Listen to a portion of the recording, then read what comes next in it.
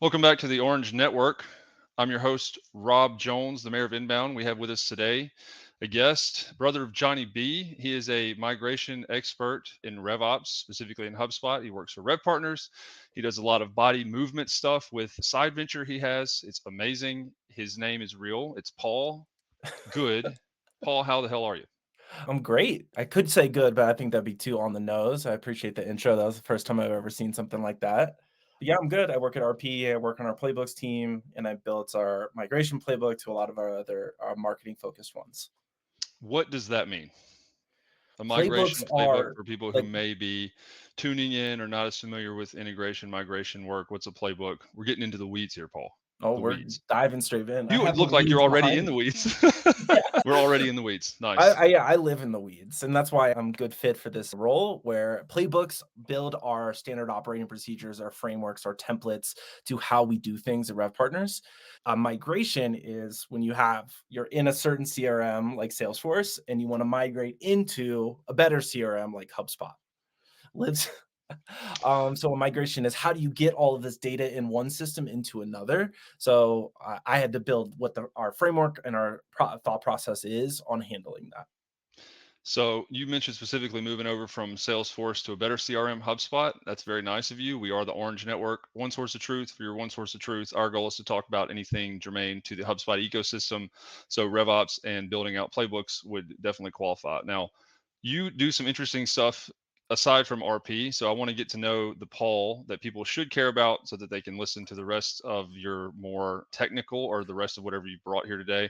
I'm just a human. You're way smarter in RevOps than me traditionally, but I want to let people get to know a little bit about Paul. Tell us a couple things there of why people should pay attention. I think you hit on a really important one. And one, Rob, you are really good at RevOps. I think giving yourself a little bit more credit. I'm always took back by the level of data and insights you provide me whenever we have any of our calls.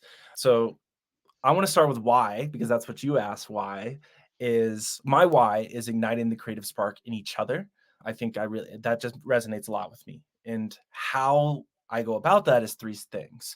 You have to really lean into what your passion is, figure out what is that thing you're always endlessly curious about, what's the thing that just brings you joy when no one else is looking, to then all right, you have this sense of passion, then process, how do you actually go about doing that passion and that project.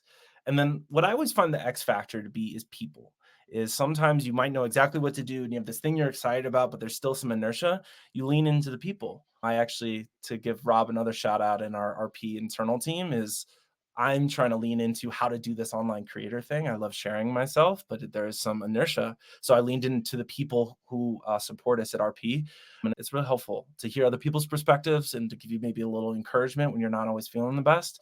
So people, I think, is the X factor to Same. igniting something. It's a Oh, president. oh. Yeah, I'm on with him right now. Yeah, Paul. Okay. Yeah, you're awesome. And it's just straight in from the White House. Let me go ahead and roll this clip. We have a bit of breaking news.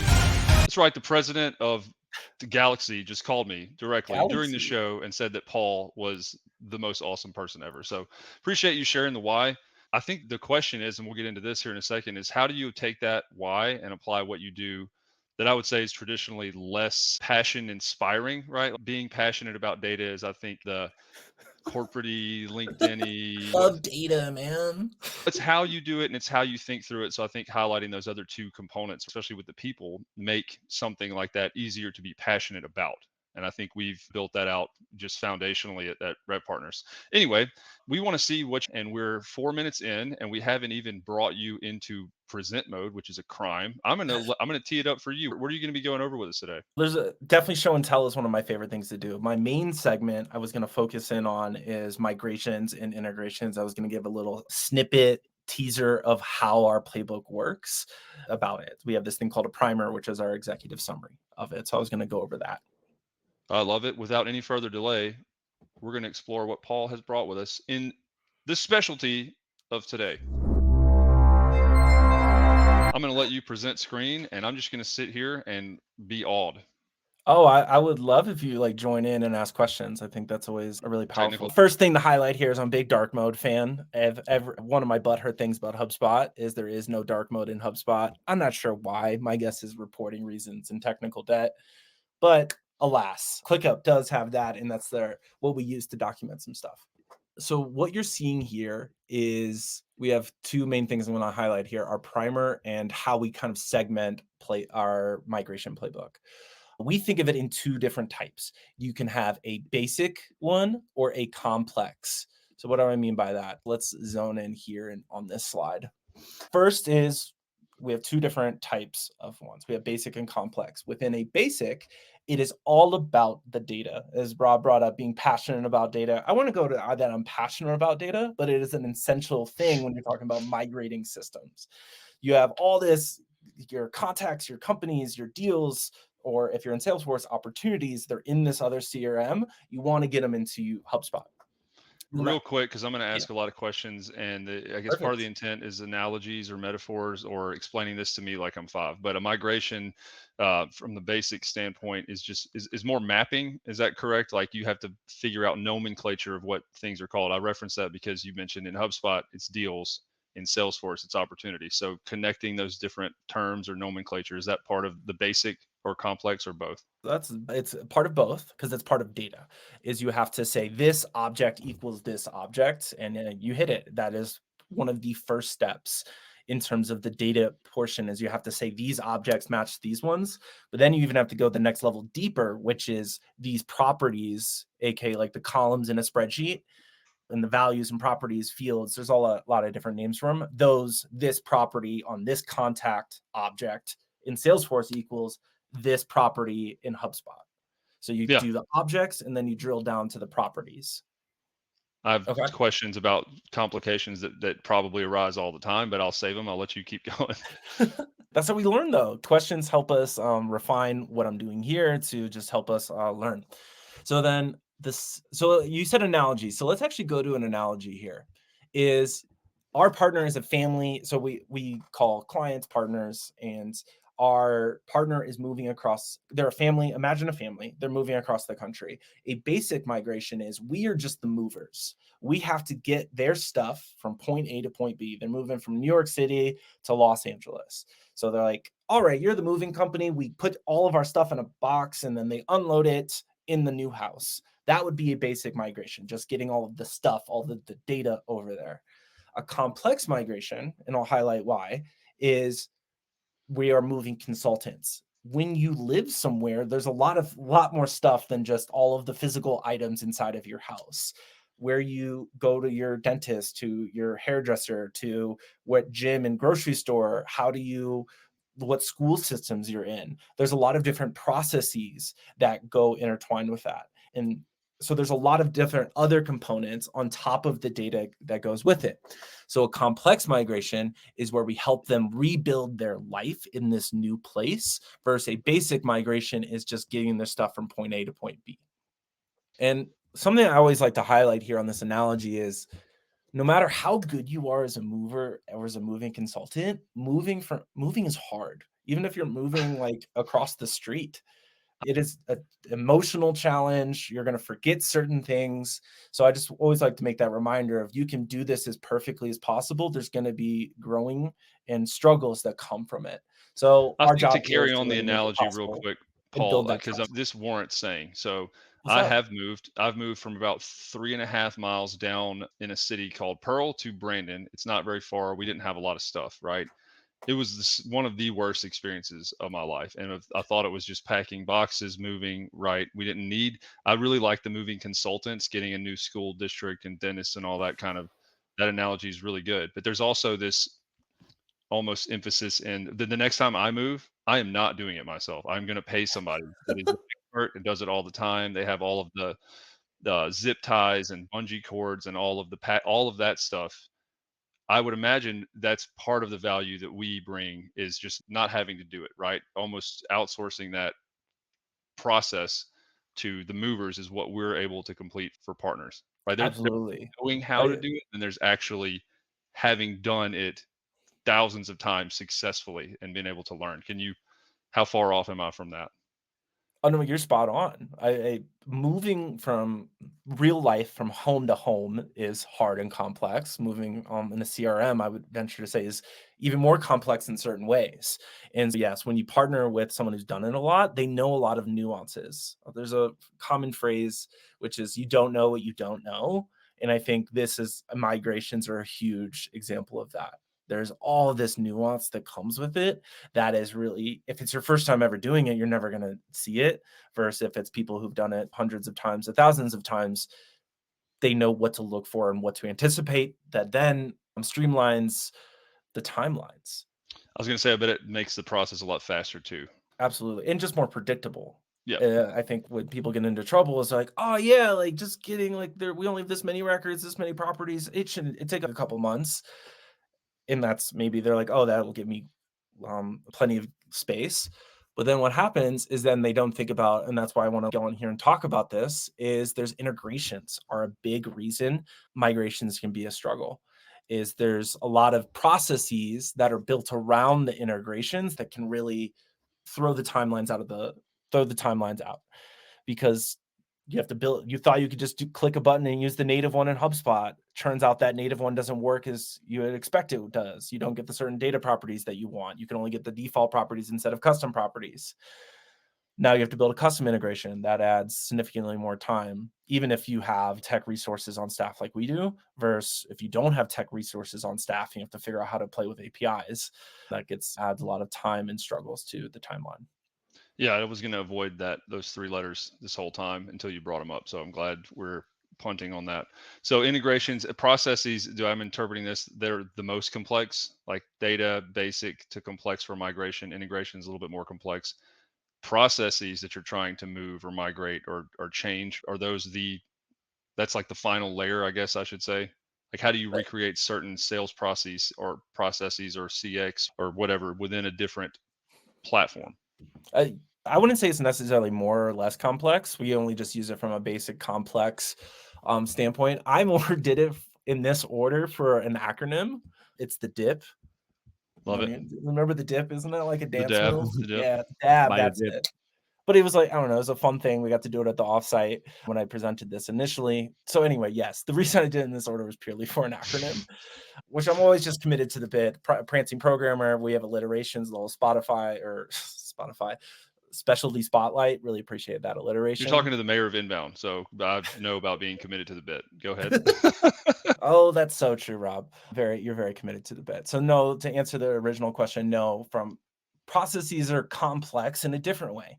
They're because they involve humans and you have to understand what people's current process is. And let's say we're going to keep it the Salesforce analogy. How they manage a deal in Salesforce is different than HubSpot. For example, in Salesforce, it's one continuous timeline versus in HubSpot, you have context that then create a deal and you don't have that same timeline view. You can recreate it. But if you have 20 sales reps who are very used to a certain view, training and driving adoption of how to actually use this new process can be more complicated than integrations because you're interacting and figuring out how to help humans do a new thing, especially a sales rep who's been doing it for 5 years.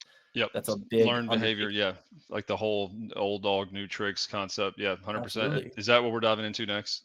Absolutely. Yeah. I mean, so the next one is highlighting. So we talked about the analogy, basic versus complex. So then let's go more into the primer here. So I like to make a Loom overview video. So there's me in the corner talking about our end state. The goal is to really take it from one system, migrate all this information into HubSpot because we're a HubSpot specific one, but the same thought process could apply to other system migrations. This other system is we use Source CRM, and then we have this same one. I wanted to show, I listed out a bunch of different vocab that applies to it, but I wanted to show off this chart. So we have a proposal process where we go through our SOW, and then SOW being a statement of work. And what here is processes, integrations, and data. So the data migration happens throughout the whole thing. You have to discover the objects and the properties, and that's always happening in the background. Then, but you're doing other processes with it. So these are other playbooks we might run from our rev mapping and our partner onboarding to lifecycle stages to sales stages. And these are different processes that are happening within the system. Sales stages would be that one I was just talking about, Salesforce. And then integrations, a good example of how integrations and processes can be the same thing is like when we're talking about sent our CPQ, aka your proposal process uses DocuSign. That would be an example of where you have an integration that's very tied into a process. So you have Yep. to think about them as separate things. And this is showing that some of this stuff is done concurrently, right? Data migration, the discovery starts week 0, so right away.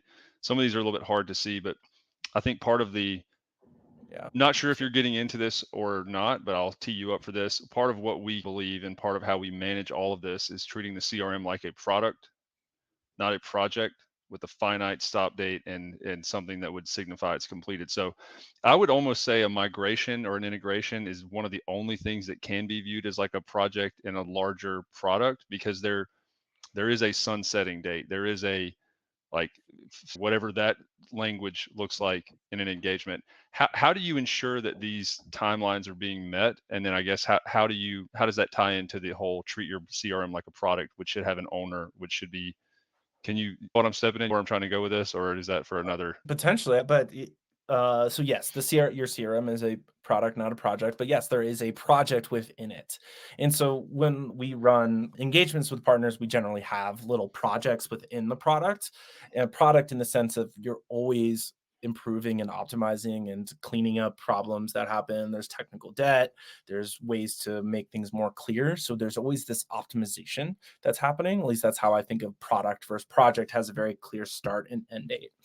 How do we protect and adhere to timelines? Stuff like this, having our systems documented well and having a task template to talk through. So we have, I'm not going to show all of that. I really want to stick to our primer here, but we have a task list that we prepare when people, as soon as we sign on a new partner and they're going to do a migration, our lead technologist helps and maps out what that project plan looks like. And they're very intertwined within this. So we have us as the strategists, Playbooks members can be strategists as well. And then our technologists are the more people, as Rob called out, the 3-letter word of APIs. They're the ones who are comfortable with the APIs. Right. They're the ones who really dial into those specifics. So we have our lead technologists who can help manage those timelines and make sure everything's reasonable. And then how do we adhere to those is by really trying to focus on the things that can cause problems and getting those done sooner. And we do a scoping process early on to mitigate integrations can really throw off timelines. So we do discovery for that earlier and give yourself some leeway there. And also starting the data as soon as possible because connecting systems is hard and getting all the right property mapping. Are you going to keep a property or not? So it's doing the discovery early as often as possible for the hard things like data and integrations to make sure you adhere to the timeline. And then, yes, the goal is the project ending of sunsetting their old CRM. CRMs aren't cheap, so you don't want to be paying for 2 of them. So Right. that is the end of a migration is sunsetting and not having 2 subscriptions to a CRM.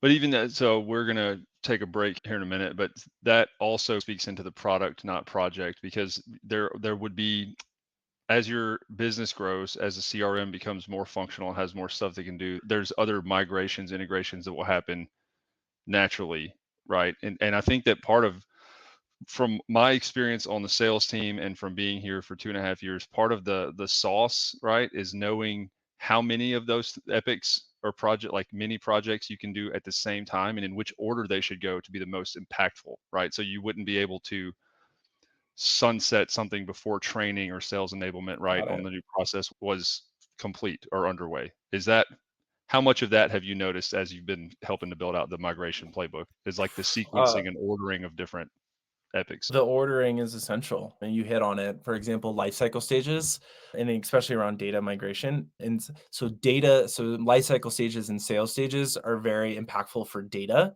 because if you're mapping from CRM one to CRM two, but you're mapping to not the sales stages you want, then you're Right. creating technical debt there. So yes, it's a very important to get the data in a certain place to actually map it correctly. But in terms of setting the timelines there, our sales team works through that, but are also our we review what our sales team did in the proposal. We do a rev mapping where we analyze the business more to really refine this roadmap and make sure all the dependencies work out and they adhere to the priorities that the partners care about. That's a lot of big words, and you're a really smart guy. We're going to take a quick break. We're going to go to a commercial and thank our sponsors. Paul, stay with me for just a minute. We'll be right back. Let's get this deal to the end. I'll travel to your house and bring a pen. What can I do? Here's my cell, you can call me on. And if I gave it flexibility that helps us bring this in, let's get this deal to the end. Let me know if there's anything else I can do for you. And we're back. Paul, that was from I us, haven't seen that RevPartners. one yet. Yeah, it was a bit of a prototype. So I know there's It's something else great. you And wanted it to applies show. to here. It's talking about getting the deal to the end. It's about getting the migration to the end. I could have we build a lot of creative video templates. Real Admin of Genius was one. That's another one. We've used that before, but it takes not very much time to change the heads around. The song is pretty good. I know you have something else to show real quick, and I know that we've got about 10-ish minutes left. So do you have time to go through the second thing that you brought? The second thing, oh, I didn't think we were going to talk about that today. I could. We can go back. I want to. But I think we covered migrations. I meant there's more around where we talk about pre-discovery and we drill out what all these phases look like, where we run pre-discovery, aka we learn everything beforehand. A big thing you want to do is make sure you get access as soon as possible. That really helps. We use a tool called Import2 that really helps streamline the systems. Import, and then we build it all. I'm going to breeze through this. And then we basically we use that kickoff deck to then talk about processes, integrations, and data, and we keep that throughout the whole system. We having a series of different checkpoints really helps. We have one internally, our techs to our strategists, to then we do something like a pilot group with our partners. And then the end goal here is to sunset the CRM. That is generally our main goal here. We have a whole list of, I don't want to really get into everything else. I think we covered the main points here. The rest of it is a little bit more nuanced. But yeah, I'm happy to go through the other thing I was talking about. Are you talking about like product market fit and that concept? You're just going to have to be on another episode, is what it comes down to. So I did want to get into a bunch of other things. You can talk for days, and I'd listen to you. It would probably pay for you to do. So I wanted to bring up one other thing though. So we talked about this earlier in show prep. There's been some really cool tech developments in the last, I don't know, every hour of every day, it seems. HubSpot pushes out thousands, it seems, of product updates per week. There's a whole morning show from Kyle Jepson to recap that. But something that also, because this is the Orange Network, fits into the everything the light touches is yours, Simba. Giant orange sun is HubSpot, right?